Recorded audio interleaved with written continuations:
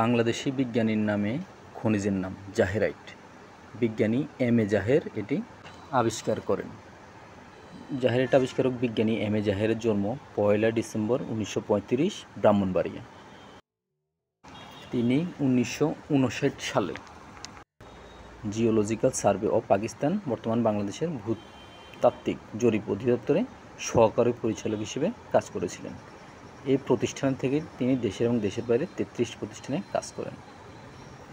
1968 সালে বিজ্ঞানী জাহের যুক্তরাষ্ট্রের মিশিগান টেকনোলজিক্যাল ইউনিভার্সিটিতে উচ্চশিক্ষা ও গবেষণার জন্য গিয়েছিলেন।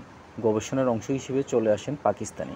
পাঞ্জাবের কাদামাটি নিয়ে গবেষণা করতে গিয়ে তিনি এই খনিজ আবিষ্কার করেন। তাহলে এক নজরে দেখে নিই জাহেরাইট। জাহেরাইট খনিজ পদার্থটি অ্যালুমিনিয়ামের একটি জটিল ধরনের সালফেট।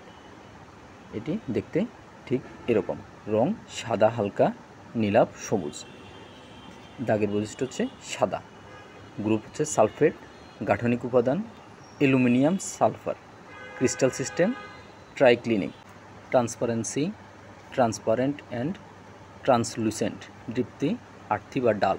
আপেক্ষিক গুরুত্ব 2.007 থেকে 2.011 পর্যন্ত। ধন্যবাদ সবাইকে।